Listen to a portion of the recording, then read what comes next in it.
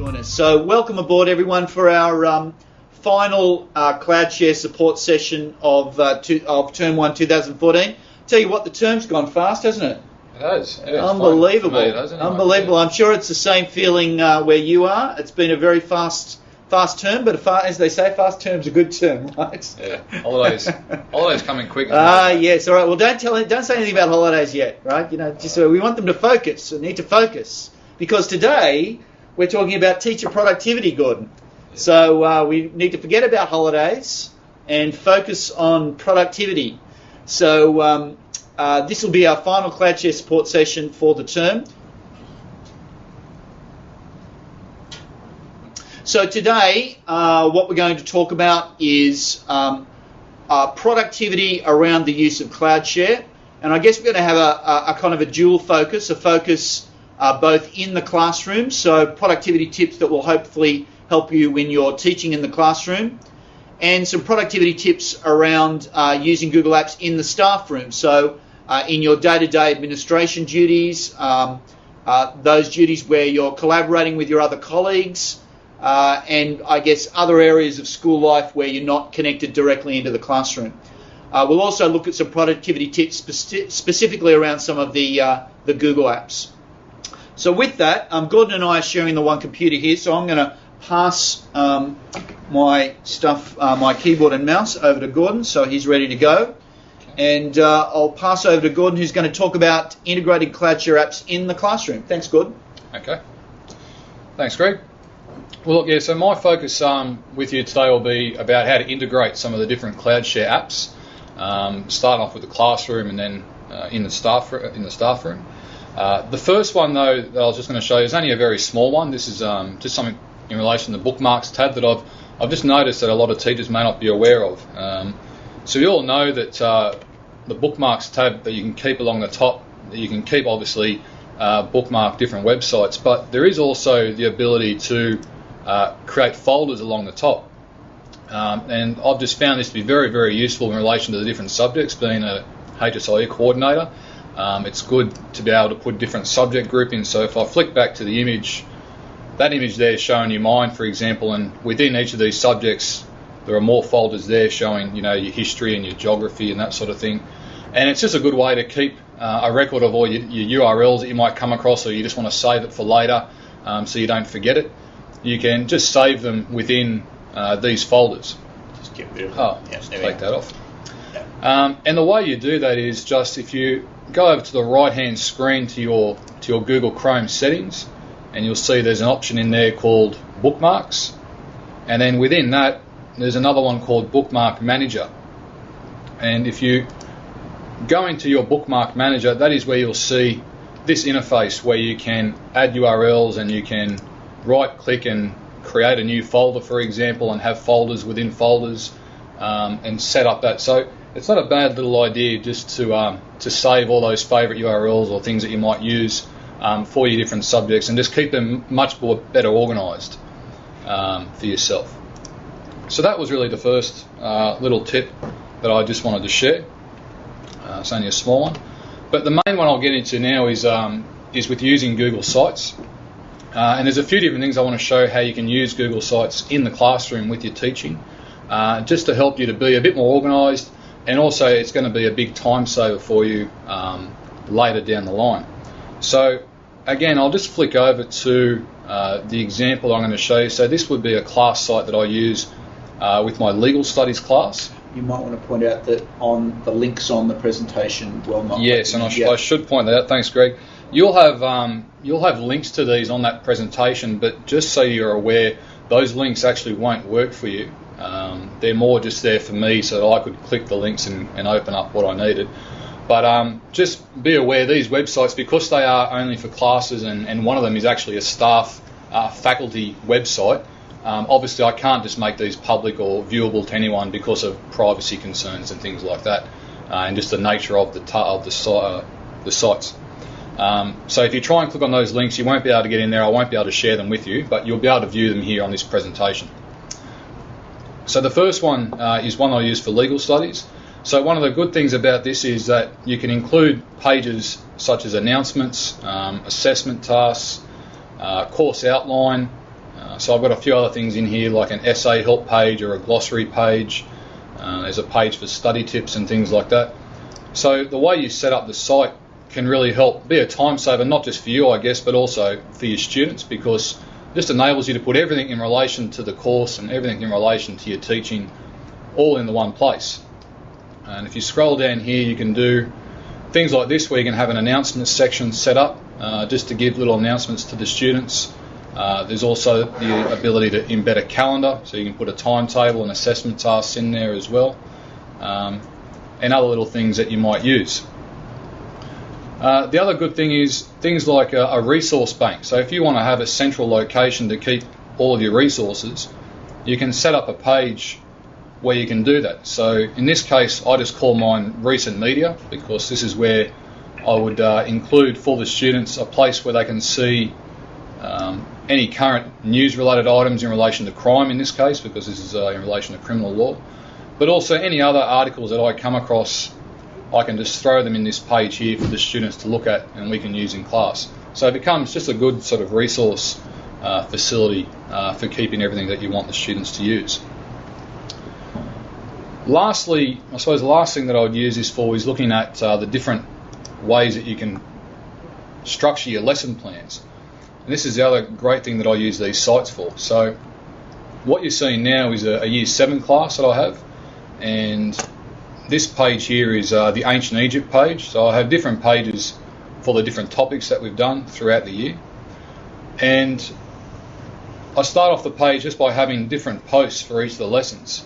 So within the post or the announcements page, you would just create a post for the lesson and put the instructions for the lesson on that post.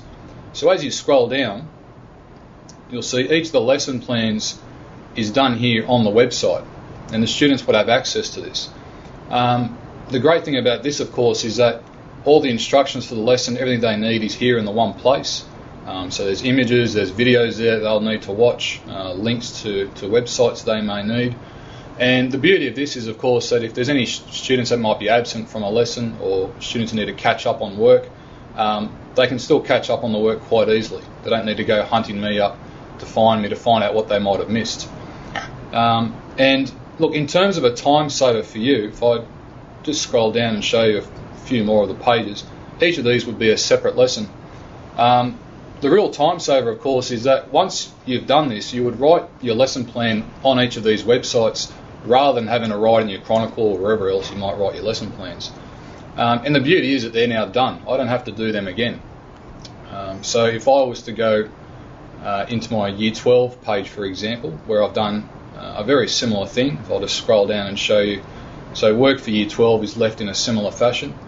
I don't have to redo this. I've done that all last year. This website is now set up for my class to run with again this year. And in fact, it turned out to be quite fortuitous, because being here at Leichhardt this term meant that I had another teacher take this class for me for this term. And it's great for him because he doesn't have to do any of the lesson prep. The lessons are all done. He's just got to make sure that he turns up the class on time, because all the work is already there. So while there might be a little bit more time put into actually creating the posts and creating the site and putting the work up there, it's a great time saver in the long run for you. If it is a class you're going to be teaching every year. But like I said, it's a massive time saver and a convenience for the students as well. Gordon, I'm just thinking, as well as obviously time saving for you now that you put the work in early on, it also dovetails beautifully with what you talked about last time around flipping the classroom, because this can facilitate that idea of flipping, yeah? It does, yeah. If anyone was looking at flipping their classroom, this is something that is really going to complement that, because you can see here actually on the page, just so while we're speaking about it, the ability to embed videos as well as other Google Docs within your site is going to make flipping the classroom a lot easier, because you can have the instructions and the activities and the work side by side, the videos that they may need to watch. And again, that's just going to be another convenience and another time saver. Obviously, you could still flip the classroom without using a site, but like I said, this makes it a bit more convenient. This way you don't have to send them one lot of instructions in one place, then send them a link to a YouTube video or somewhere else in another place. You can have it all tied together in the one spot. And as you put those lessons in terms of posts, you can see there they just continue down the page, one after the other. So it's all quite easy for the students to follow, and it's all in the one place for them. And that includes the Google Docs you can see there. So that's the first one there, and like I said, that incorporates assessment tasks, the resource bank, all those things that you might want to put and integrate into the one spot. The next thing I was going to quickly show was just in relation to Google Forms, how you can use Google Forms within the site, and just how they can be really, really beneficial in terms of, you can see there a couple of times, feedback from the students, feedback from the teacher, as well as involving student collaboration. So just to demonstrate that for you, I think this is the page. Yeah, it is. So this is just another section within that legal studies website that I have. This is under family law. Within this section, I had the students, you can see there on the right, whereas in the past I might have given them a list of questions to answer. What I do in this case is the questions actually make up a Google form that they need to complete. And the reading they've got there on the left-hand side, that's the textbook reading that they have to do. What I started doing by this stage was, because I noticed that the students were using their textbook on a PDF, and they were constantly flipping from one screen to the next to read and then go back to the questions, and it was just a little bit of a hassle. I decided, well, I had the text on a PDF as well, why not just take the image of what they needed to read as a screenshot and then just stick that next to the questions. And that way it just saves them that hassle and saves them that time of flicking back and forth between a website and a PDF. And if you're worried too about issues in relation to copyright and things like that, it's actually not a copyright breach. I've made sure of this.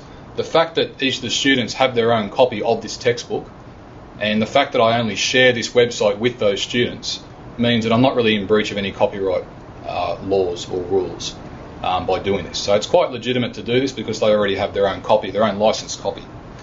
So just to show you how this actually works, so the students would answer their questions in those forms.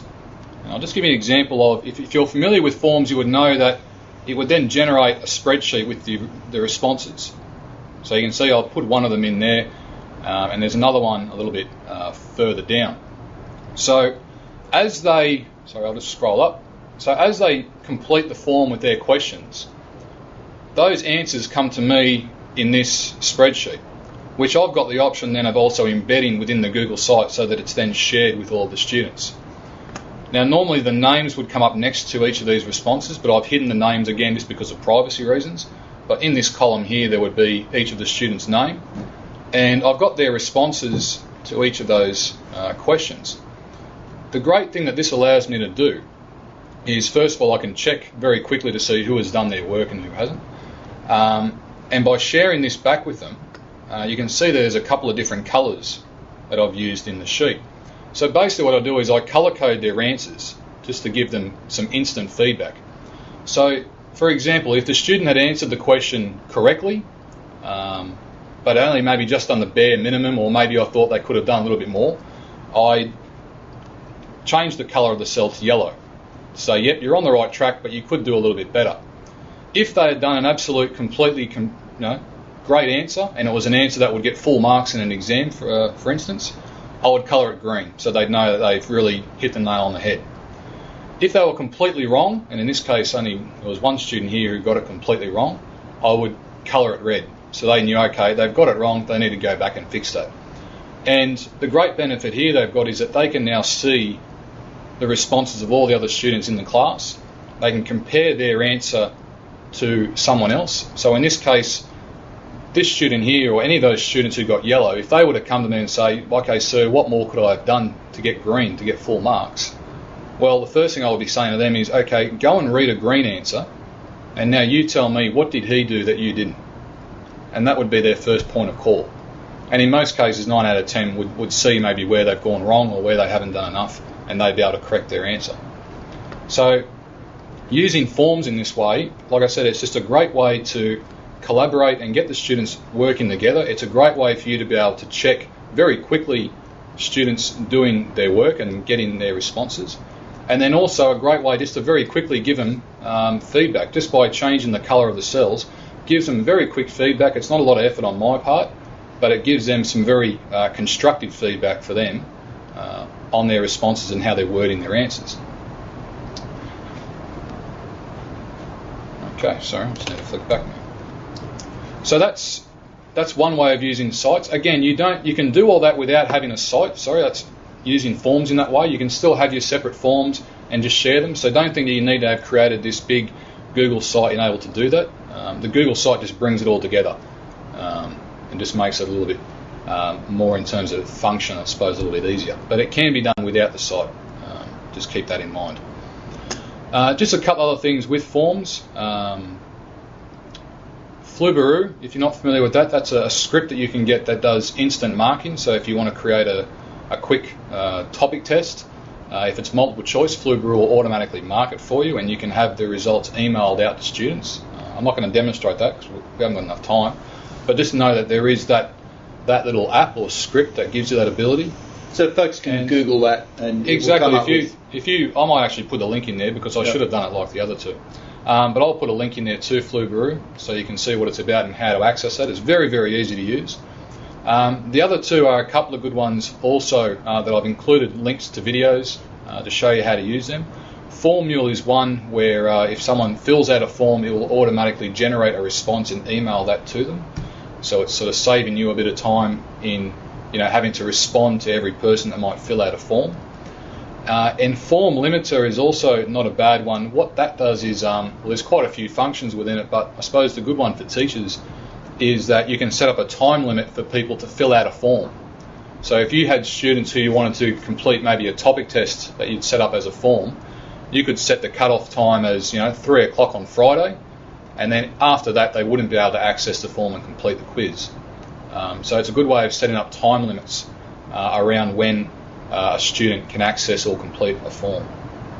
Just thinking we might ask if there's any questions so far on that. Yeah.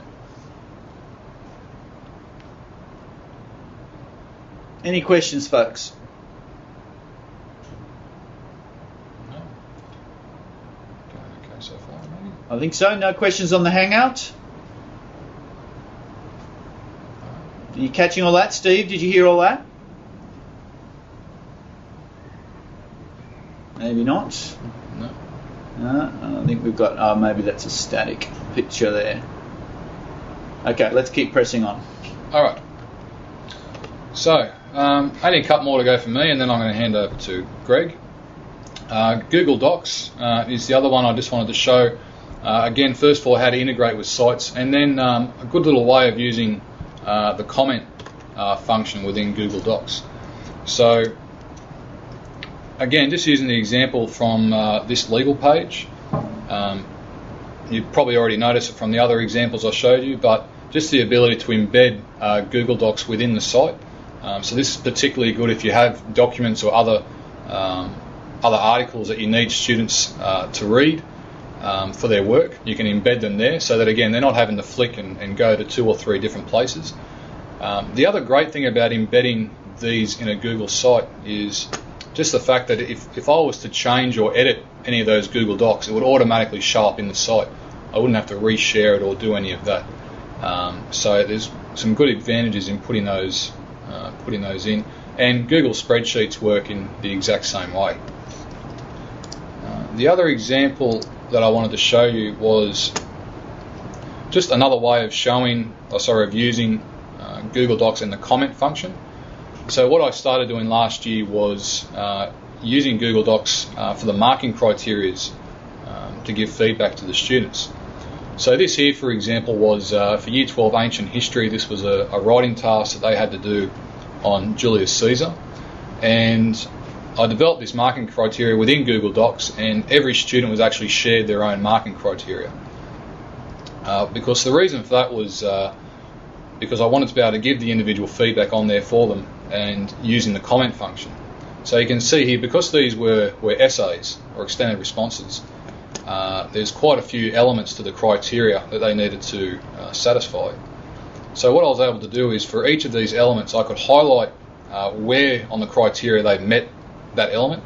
So this student, for example, was very good in the way they use relevant sources and support evidence. And then I was able to just to attach a comment to each of those. So this one here, for example, this element he didn't meet quite as well. He got a B for that one. So I was able just to put a bit of a comment in there about why, you know, he only got a B for that element and maybe could have worked his way up to an A. And there was actually 2 different responses that they did for this task. So for part B, he got 12 out of 15. And you can see there he's done a couple of things quite well that it got him an A, and I was able to give him some feedback on that. But then also the ones where he didn't achieve, you know, as good a mark or didn't achieve as highly, again, just being able to give him a comment on where he achieved and why his response maybe was lacking in that area.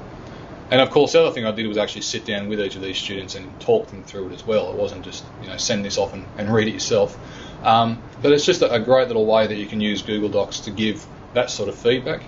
And I suppose the other good thing, this student didn't do this, but he could have actually replied to my comment, you know, if he wanted to. If he had a question about something and maybe forgot to ask when he spoke with me, there is that ability for them to reply to the comments and have a bit of a conversation at the same time. So that's quite a good little function as well. Okay. And look, the last thing I just wanted to point out too is just around those sharing permissions with the Google Docs. So just going back to things like this, you may know if you're using Google Docs quite a lot, you may know that sometimes it can be a bit of a pain. If I scroll up to these docs here, for example, if I wanted to share these with just my students in my class, well, usually that's what you would do. You would just share them with your contact group or your students, for example. But the problem you're going to end up with is every time you need to add a student to the class, or every year, you're going to have to then go back and change those sharing permissions. So this year, for example, I would have to go in and all these documents that I shared with my class from last year, I'd have to then share again with my class for this year, if you wanted to keep them obviously private. The thing with Google Sites is it makes it a little bit easier and a little bit more less time consuming for you by embedding these in the Google site and setting the sharing permissions to anyone with the link can view.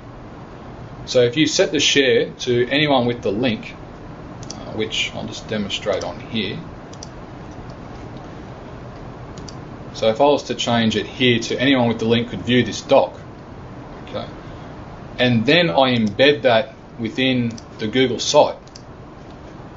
If I got in the habit of doing that for all my docs, what that means is that now all I have to worry about is whoever I share this site with is automatically going to have access to all of those docs. I don't have to go through now and individually change the sharing permissions on every single doc that I've got.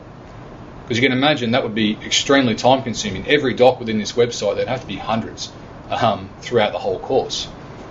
So just by doing that, making them all view with the link, then I can still control, only my students can see them though, because I'm embedding them in the site and just sharing the site with them. Just thinking as an alternative to that, I mean that's a great technique, certainly saves a lot of time. You could put all the docs in a folder in Google Drive and share that folder with the class, and then all of those documents are automatically shared with the students. So that's right. Another way of doing it is to have a folder set up, a folder structure that's shared with just those students, and then you could just make sure you share that folder.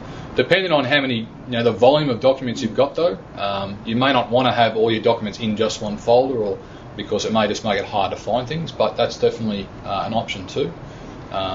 So there's you can have documents in multiple folders, as we're going to see later on today, actually. Yeah. Very true. So so just be aware there's a couple of different ways you can do that and still protect that privacy around things too. So okay. So look, they're just a few of my tips anyway, just for teaching. The last thing I'm going to finish with is now more of some of the things you can do with Google Sites in terms of admin and the staff room side of things. So this might be particularly of interest to people who are in administration roles or coordinators like myself. And the example I'm going to show you with that is a Google site that I've set up for my staff over at DLSL Revesby. So over there we have our own HISI staff website, which we call the HISI staff portal, and this is shared only to the students, the teachers in my faculty, as well as of course the principal and other executive. And this is where everything that they need to use for their teaching is basically kept. So rather than having to keep things in folders and have things all over the place, everything they need is in here, or should be in here if I'm doing my job right. So the front page you can see there is just a basic setup. There's calendar events that they may be of interest. I've embedded the Board of Studies recent news and things like that. But what gets really useful is by having different pages along here, I'm able to set up a separate page for each of the subjects within HSIE. So you've got our junior subjects and all of our senior subjects. And this is what the teachers would be using most often, I'd imagine. So a typical subject page would look like this. This is Year 7 History. And within that page, and every subject would look the same, they have embedded in there their assessment schedule for the subject, so they can see exactly what they need to be teaching and when. And they've got all the assessment tasks and when they're due on the page. So that's there for their convenience. And if they scroll a bit further down, the scope and sequence is also embedded on the page. Now I'm doing this a little bit differently this year. What I've done is I've created the scope and sequence as a calendar event rather than your traditional spreadsheet or table with all your columns and your rows. Separate calendar. So it's a separate calendar, yes. That the teachers can subscribe to. That's right. So I create this calendar within my Google Calendar, and then I share it with the teachers of that subject. And within that calendar, it has all the information they need. If they open the calendar up, it'll have the outcomes and all those other things that are needed. It shows them when each topic needs to be taught. The assessment tasks for the subject are also on there, as well as any excursions and things like that. So all the information you would normally have in your traditional scope and sequence is within that calendar event. So it's completely compliant, and that's the other great advantage I'm going to get to about having everything in this site, is that it is great for compliance reasons, because all those compliance documents are all in the one spot. So as well as your assessment schedule and your scope and sequence, there's pages there for the programs. So all their teaching programs and the resources are linked. The registers are also there for the teachers to fill out, and there's a page there where they can upload samples of student work. So for each of the assessment tasks, they get uploaded into there. So again, as you can see, from a compliance point of view, this is fantastic. When we got our compliance check last year, my curriculum coordinator loved me, because he said, look, when they came in, all I had to do was show them this site and everything was there, and they just ticked everything off. So it's great for that purpose, but again, like I said, it's just really good for your staff, just to have everything in that central location, very easy for them to find, easy for them to access. And for you as a coordinator, enables you to keep on top of things like that. So that was the first little thing around that site that I was going to show you, and just a couple of other handy little benefits. Again, from an admin point of view, being able to keep all our meeting agendas in the one spot. So you'll see a tab there that says meetings, and when you go into that, you'll see each of our meetings are actually recorded just on a new page. And look, the benefit of this is, well, A, it's very easy for the staff of that meeting to be able to see our agenda. But the other great thing is that if you have links that you need to share as part of your meeting, or in this case, there were some documents that I needed to share with my staff that we needed to read through as part of the meeting. Being Google Docs, I can just embed them within the agenda. So again, everything is there in the one spot. And even if you go all the way down the bottom, the minutes of the meeting are also embedded. So anyone who might have missed this meeting or needed to go back to reread what was in the meeting or what happened, again, it's just keeping everything centralised in the one spot for them. And there's little shortcuts there on the side to get to each of the agenda items as well. So from an organisation point of view, admin point of view, a great way to keep everything together. And the last little thing was just the ability to keep, have links. So some of the common links that teachers might need to use, can keep them handy for them to access. So other pages within our school, our handbook, the library, Board of Studies, and also anything that we have for PD. Again, it's kind of like a resource bank. Teachers can upload resources there for the rest of the faculty to use. And also our subscriptions, I should say, as well. So, History Teachers Association subscriptions. What else is in there? We've got Board of Studies subscriptions. legal notes, all those sorts of things. So again, just keeping everything centralised and handy for the staff, I suppose. But look, I'm sort of going to finish up there. I suppose I'll ask if anyone has any questions on any of those things, because I don't want to leave Greg without any time to go through what he wants to go through. Plenty of time. But yeah, did anyone have any questions around any of those aspects?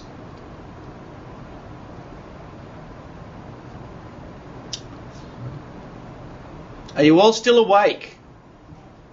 I hope so. Personally, I think what you've just seen is probably best practice in terms of a KLA coordinator and the use of the tools that are available, CloudShare tools. So that's fantastic, Gordon. And look, I'm aware too. I know I went through it quite quickly. My intention was more just to show what you can do. Yeah, not the how-to. I haven't shown the how-to, of course, and that's something that, if after this session you decided, Gordon or whoever, how do you actually create that form, or how do you do this? That's a conversation I'm happy to have with any of you at a later date. I suppose this is more just about showing, this is what you can actually do, just to get you thinking about how you might use it in your own teaching or your own professional career. So, yeah. Yeah. Catherine's made Catherine Rigg on the Hangout has made a point about sharing with anyone with the link. There's an issue when students were collaborating on a doc from home. So yeah, look, that's a good point. And what Gordon is saying here is that for this particular situation, because the document was embedded in a site, that the site's permissions were protecting the document. Now, can I just add to that? Yeah. I should have been clearer about this, probably, Catherine. With these Google Docs, I've just gone back to that example. These Google Docs would not be something that the students can actually access themselves. So they wouldn't have the ability to actually open this as a Google Doc. All they can do is read it from the screen. Yeah. So because I own this site, I can click on the link down here and open the doc. They wouldn't have that link. So all they're able to do is view this as it is there. They can't pass it on or share it with anyone else, and they can't even open it in terms of making their own copy of it. Right? It's purely as a read-only function. If it was something that I wanted them to actually manipulate or do something with, of course then I'd have to share it with them in a different way. But this would only be useful if it was simply a read-only function that I wanted them to have with the doc. Okay. Good point. I apologise. I should have made that a little bit clearer. No, that's fine. But yeah, Catherine, did that answer your question, Catherine? You can unmute your microphone if you like. Yes, that was fine. Thank you. Yeah, no worries. Thanks. So that was. If you didn't hear that, Catherine said that was fine. but I mean the whole. I mean, it's a good question, isn't it? Because it is, the whole thing around making sure that documents are shared appropriately, that they're given the right kind of security, is a really fundamental skill that you need to have when you're using this environment. Yeah, the ability to share things. So, any other questions before we look at some other productivity tips? Okay. All right. Well, that's over to you then, Greg. Thanks, mate. All right. So, look, I'm going to do some more. For want of a better word, mechanical things, but sort of productivity stuff that will hopefully help you in your day-to-day use of the platform and the tools, the CloudShare platform and tools. So I'll go through some of these fairly quickly, and others I'll spend a bit more time on. So what I want to focus on first is just some tips around using Chrome effectively, that is your Chrome browser. And one of the questions we often get is, something's not loading properly in Chrome, or I'm having a bit of a problem, viewing a website or something like that. And so, obviously, I think most people are aware of the reload button, where you can go up. It's the top left-hand corner. You can just reload a page. And so, but this particularly happens with docs. And in fact, what I've seen happen is when you go to a doc and you zoom in a lot, and then you start editing, and maybe it doesn't edit quite correctly, you can go back and you can reload the document, and that will often fix any problems. So reloading is really good, but sometimes that just doesn't fix the problem. So the best way around that is to what we call clear the browsing data. And to do that, you can do it a couple of different ways. If you're on a Mac, you can go clear browsing data straight away from the Chrome menu, and it does it straight away. If you're on a PC, you'll have to use the little Chrome menu up in the top right-hand corner and choose Settings, or you can go to Tools and choose Clear Browsing Data. And that will allow you to clear things. You can do it from the beginning of time or just the past hour or whatever. And I usually recommend for people to tick all of the boxes except for the one that's got passwords there. Don't tick the passwords box. Why? Because that will clear any passwords that Chrome has remembered for you. Right? I find that particularly personally, I find that really useful, that Chrome remembers some passwords for me. So I'd probably recommend against that. And you can clear the browsing data. I won't do that because that will, one of the consequences of doing that is if you're logged into CloudShare, that will log you out. So I don't want to do that. Yep, sure. Next little tip is around pinning tabs. Now this is something we've covered a lot before, but just to reiterate it, I pin tabs a lot. You can see all my pin, like my mail, my drive, various things to do with Teacher Dashboard that I'm working on. All of those are pinned there. To pin a tab is pretty easy. You simply right-click on it and choose Pin Tab. So that's pretty basic. But one little tip that I gave to somebody the other day, and they were very thankful, was this idea of restoring the last closed tab. So often you'll go to a tab and you'll accidentally, let me get one here that I can close, you'll accidentally close a tab, right? You'll think, oh, bugger, I closed that tab, I didn't mean to. If you go Command-Shift or Control-Shift on a PC, T, that tab will come straight back up. So that's a really helpful little tip. Command-Shift-T on a Mac or Control-Shift-T, or if you've got a Chromebook, Control-Shift-T, that will get the last tab that you accidentally closed. You can also go up to the Settings menu, choose Recent Tabs, and have a look for recently closed tabs. So that's a really helpful little tip as well. Thanks, Gordon.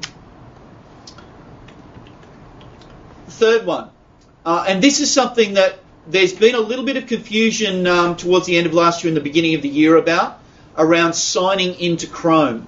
So the basic rule is if you have your own device, as in a device that you don't need to share with anyone, right? So I've got my own, CEO supplied computer here. If you've got your own device, you should be signing into Chrome, right? So to sign into Chrome, we're not talking about when you go in through the CENET login and put in your username and password.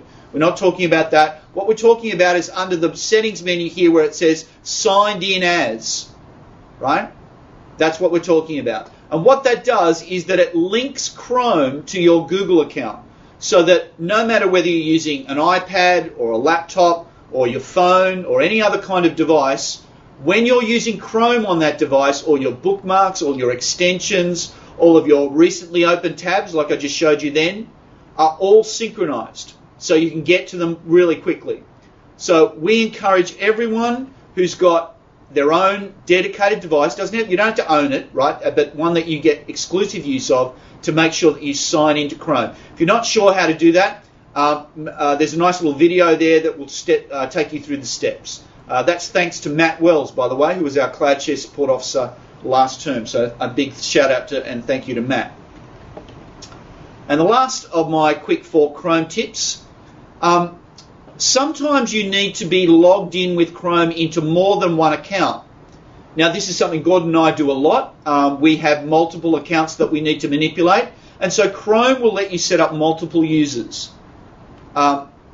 At the moment, you'll see when you do that, you get a whole set of users that you can sign in as. So, for instance, I have a student user that I sometimes sign in as when I need to test something in the student domain, or when I need to demonstrate something in the student domain. So you can see here, if I get, there it is there, there's Elsie Hutton, which is a student account I've got permission to use. And so now I'm logged in as both Elsie and I'm logged in as myself here. Right, so both Elsie and myself. So being able to log in as multiple users is a really useful facility within Chrome, and you can set up a whole bunch of users. Another little tip which isn't on this slide, for those of you who have children, you can now set up what's called a supervised user in Chrome. That is, it's a separate account within Chrome that you as the supervisor control. And you can do things like limit access to websites. You can limit the amount of time your child will spend using Chrome. And you can do other kinds of limitations around the use of or other kinds of controls around the use of Chrome. So that's called a supervised user. If you do a Google search on that, so supervised user in Chrome, and you'll get some information, there it is there, you'll get some information about how to set up supervised users. So that's a really useful tip for parents. Also, if you get questions from parents at your school about the way students are using their computers at home, that's a good place to point people to. So that's supervised users in Chrome. So any quick questions on those Chrome tips? We've got a question there over at St Ursula's. No, we're all good? Okay. If you want, after a few more Chrome tips, there's a link there to our top 10 Chrome tips, so I'll leave that at your leisure to have a look at. How are we going for time? About 15 minutes to go. Okay, good. So I guess what we did a bit, we've been sort of talking with people over the last sort of 18 months or so about their use of the CloudShare environment, and some of the feedback we get back in terms of what's most productive for people as they use the Google Apps environment, we've tried to share with you here. So one of the top line items that always comes out is this idea of collaboration. And so one of the typical uses that we see, and in fact we use it here in the office, and I know schools use it, and Gordon was just talking about it a moment ago, is the idea of a shared agenda when you're conducting a meeting. It might be a staff meeting, it could be some sort of shared doc in your classroom or in the staff room. So being able to share an agenda document, so here's an example here, where you set it up and you obviously set it up as you like, and then go ahead and share it with those who need to collaborate with you just by adding in their name. So I could add in, say, Michael Rawlings. And there's Michael. Add him in as an editor, right? Send that and make sure he gets an invitation to open that. And then Mike can go ahead and collaborate with us on that document. And one of the things that we often find here in the office, and I know schools do, is that they use something like an agenda document to also take the notes, and to take the notes collaboratively. So here's an example of this. This is a recent meeting of eLearning advisors. So we've got the agenda here, and you can see that all of the notes for the meeting were taken collaboratively by the 7 or 8 people who are involved in the meeting. And that include things like comments, you can see those on the side there, right, as well as updates to the document itself. So the agenda document actually becomes your minutes, right? Both become the same thing, right? And then you can do something like Gordon said and embed it in a Google site. So we'd encourage you to, 1, collaboratively work on your documents through sharing, and 2, to use them to collaboratively take meeting notes. Another really useful thing that you can do with docs in terms of integration is with calendars. So when let's say you want to set up a meeting and you want to have the agenda of that meeting available to the people coming to that meeting, well, you can attach the agenda as a calendar event. So I've got my calendar here. So I wanted to attach this presentation to, whoops, not that one, wrong one here. Here it is here. So here's the event that we're in right now. So I wanted to attach these slides to that to this meeting. So I can click Add Attachment. I can look for, I'll just do a search on productivity. And do a quick search. There it is there, CloudShare Productivity VC. And there are the slides that we're looking at right now. So just zoom in a little bit so you can get a bit of a better look at that. So that's a really simple way to both set up a meeting, and you invite your guests to it, etc., and then attach what you're going to be working on in the meeting to that calendar event so everyone has easy access to it. This was shared recently by Simon Crook in the South. So Jeff, you'll know Simon well, and I guess who have we got? We've got a couple of primary schools there that may know Simon as well. He's the eLearning advisor in the South. he found a little bit of research from a student that talks about how you can save money on your printing costs simply by choosing a different kind of font. And what they found was that the font Garamond is probably the most efficient font and can save up to 24% in printing costs. Now, I don't know, I haven't gone through the article in forensic detail to work out whether, that's all, exactly what you're going to save, and obviously your mileage is going to vary there. And sometimes you won't need to print things out. I mean, we hardly print anything out here in the office, but and hopefully you're not printing a lot. But one thing that came up was, well, how if I wanted to make that the default font in Google Docs, so that every time myself or my students went to type something, it came up in that Garamond font. How will I do that? Well, it's pretty straightforward. I'll go back to that agenda doc I had before. You can simply select the text. I'll just make this text a little bit larger so you can see it. So I'll make that about 18 point. Let's say I wanted to make that's already in Garamond. You can see the font there, Garamond. Say I wanted to make that the default font. You simply go to Format, go to Paragraph Styles, choose Normal Text, and then say Update Normal Text to match. And now your normal text is going to be, in this case, Garamond 18. So when I go and make a new document and start typing in that document, there's the Garamond text. It's not in. It hasn't picked up the size. It's just picked up the font, but you can easily change the size. So there's my default font set to Garamond.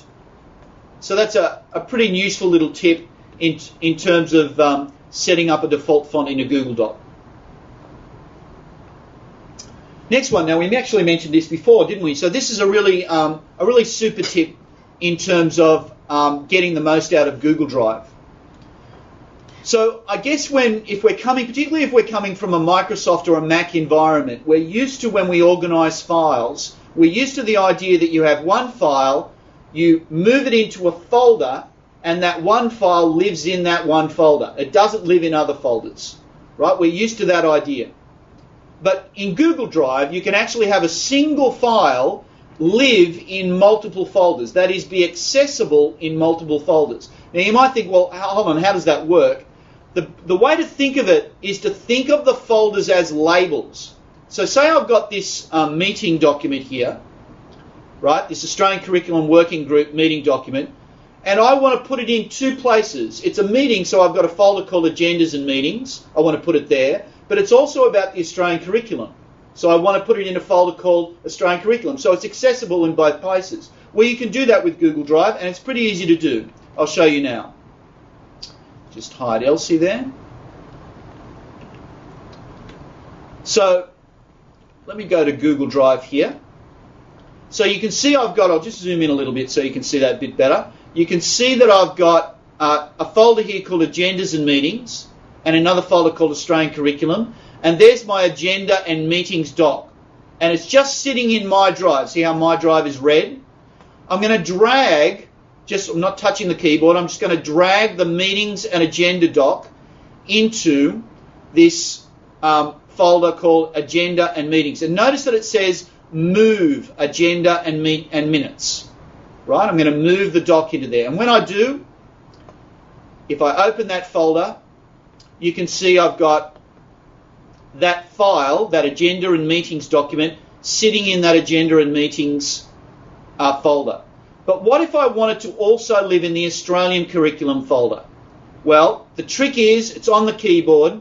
If you've got a Mac, you hold down the Option key. If you've got a PC, you hold down the Windows button, right? The Windows command button. So I'm going to hold down the Option key and then drag the file across to Australian Curriculum, and you'll notice that now it says Add Agenda and Minutes, right? So I'm adding, if you like, a location to this file.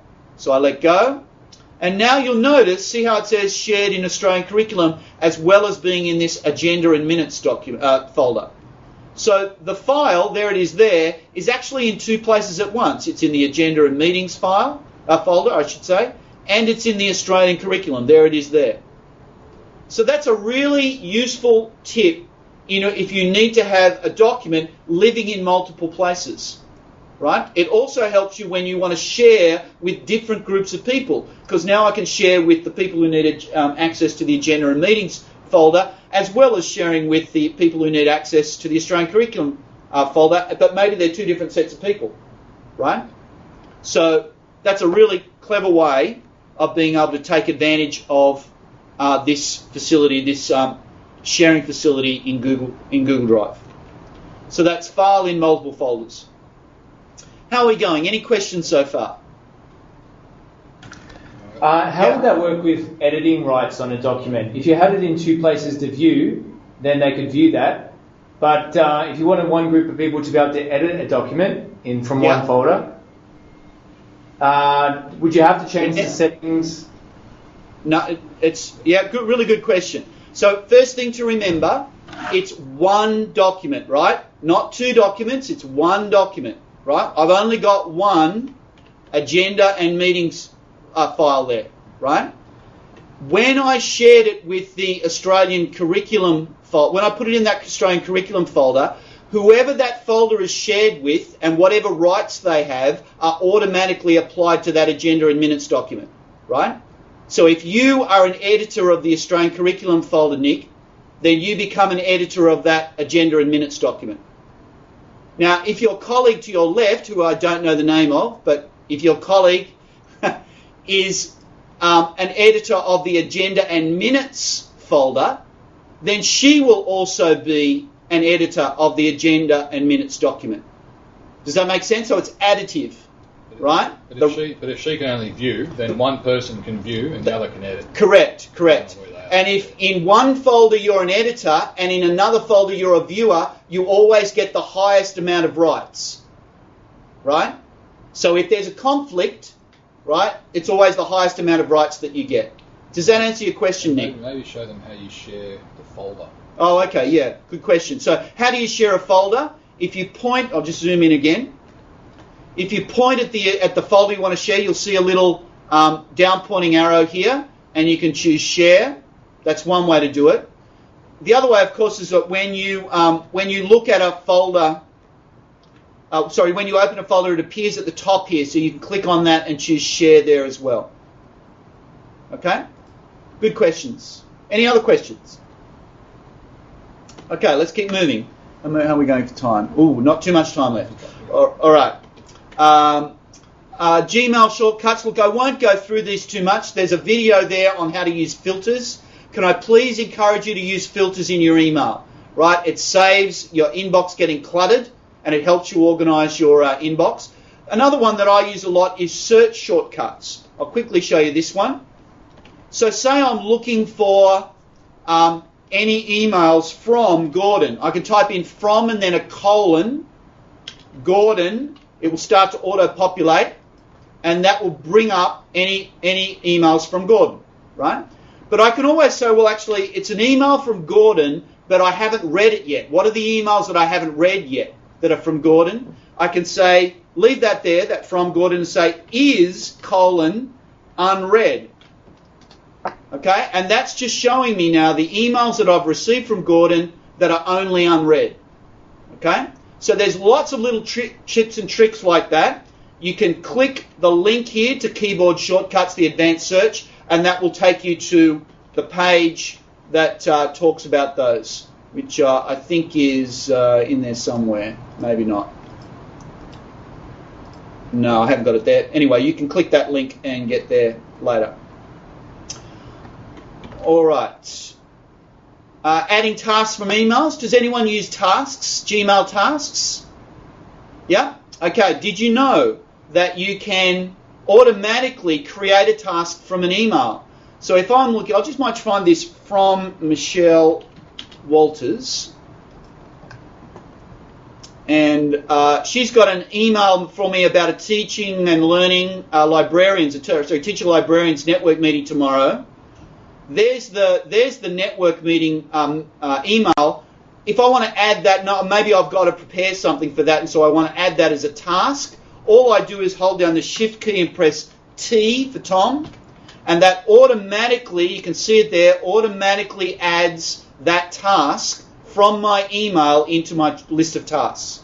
I can then click on various things, give it a date to be done by, and that sort of thing. Okay, so that's pretty cool. Shift-T to add a task to an email, or add a task from an email. Have we got time? Possibly not enough time for this. So what we might do is I'll just quickly show you this add-on. It'll kill a couple of birds with one stone. Does anyone work with lists? Anyone work with lists? You know, lists of classes, lists of whatever. Sometimes you may want to have to split information from lists. So say you've got a list of names like that, and you want to split them into their various components. I can select the list and use what's called a Google add-on called Split Names. Where do you get the add-ons? You can choose Get Add-ons, and you'll see one here. Where are we? Split Names, there it is. And you can click to add it in. So what this does is pretty cool. Go Split Name, say Start. And then it asks me, in a couple of seconds, how do I want to split the names up? Have I got a column header? Yes, I have. Have I got a first name, middle name, last name, salutation, etc.? They have all of those things because I've tried lots of different variations here. And I just hit split. And that should, in a couple of seconds, split out those names for me. And there it is. Title, first name, middle name, last name, etc. How cool is that? Right? So that's one of the add-ons that you can get through Google Drive. I won't go through the rest of them, there's not enough time today, but you can have a look at that examples document and have a look at the split, concat, and conditional formatting buttons. Yes? I had a question about creating a task from an email in Mac. Is that possible? Yeah. So just a second, people on the VC, we might just turn her up a little bit. We've got a question. Yeah. The question is, how do you create a task from an email using a Mac? It's hold down the Shift and Shift key. It's just Shift-T. So here's the. You got it there? No, we couldn't hear that. So hold down Shift and hit the letter T, and do that while you have the email open. Not working. So I'm not sure. Yeah, you might have to look at that later, Catherine. I'm not sure why that's not working for you. On an HP, but not on the Macs. Okay, so you may have something set on your Mac that's stopping that. Some other keyboard shortcut conflict or something like that. I just tried it on my Mac and it worked okay. So, have you got the email open? So you're not just looking at the inbox. We've got 4 different Macs here, and then a number of multimedia. Okay, it sounds like your Macs may have been configured in a particular way at your school. We might have to look at that later, Catherine. We're happy to try and help you with that. In the meantime, there is another way of doing it. If you go to More and go down to Add to Tasks. Add to Tasks. Thank you. You can do it that way. That's just a couple extra steps, but you can still do it that way. Yeah. Okay. Thanks, Gordon. Got us out of jail on that one. Okay. Can I just encourage you? We'll just take the last couple of minutes, and just to say that you can. A lot of these ideas that I've given you today, I haven't thought of myself. They've come about because I'm a member of the CloudShare Google Guides group. Right? This is a group of almost 1,000 teachers across the Archdiocese that share ideas, tips, solutions, problems, and the solutions to those problems. So I'd encourage you to join the group. It's free. It's open to everyone in the Archdiocese and people actually outside the Archdiocese as well, as in other teachers. And it's a great place to get the wisdom of the crowd. I think we might finish up there. Finish up here actually. So just to finish up, Chrome is really useful because you can extend its functionality. extend its functionality. That is, you can make it do more than what you get from it out of the box. And one of the ways that you do that is through these things called extensions. Now, I've got a whole list of them there. You can click on those, install those extensions, and then play around with them yourselves. Ones I particularly like are, if for those of you using Teacher Dashboard, this Auto Refresh Plus is really good. It automatically refreshes your browser window. So if you're using Teacher Dashboard and keeping an eye on what's changing with documents, right, or what's changing through remote control, that's a great little tool to update the browser window every few seconds. And this one Gordon uses, Too Many Tabs. I might show you that one actually, which is over here, which keeps a list of all of the tabs that are not currently showing. So that's another useful one as well. Look, there you can see the extensions are listed across the top there. So folks, and there's some Google Drive add-ons as well, which we don't have time to go through. But you saw the split names one before. These are some other ones that we found pretty useful. So guys, we'll finish up now. It's just gone 4:35. Maybe time for a closing few questions if anyone's got any burning questions. Greg, with the Google extensions, the Chrome extensions, I've seen you say sometimes that you've had to uninstall an extension because it was conflicting with something. True. How often yeah. does that happen? Does that happen a lot? I think it's happened twice in the last 2 years. One was the DGO extension, which was a bug in their extension, which caused a problem.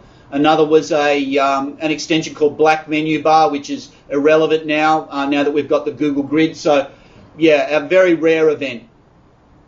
But I guess it's a good. What I guess I would say is that don't go crazy with extensions, right? I wouldn't. There are thousands of them, and I wouldn't install. If you've got 25 or 30 extensions, you've probably got 10 or 15 too many.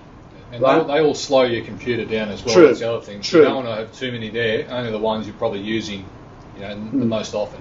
So, like everything in life, Mike, you need to be a bit judicious to avoid that hyper improbability drive, mate. All right. Any other questions? Okay, we can see we got the Synertialists. See you later, Synertialists. See you later. Hope it was useful. Okay, guys, see you later over there at St Clair's, at Brigidine, at De La Salle, and on the Hangout. Thank you. See you later. Yeah. Thanks, See everyone. you later, everyone. All the best. See you next term.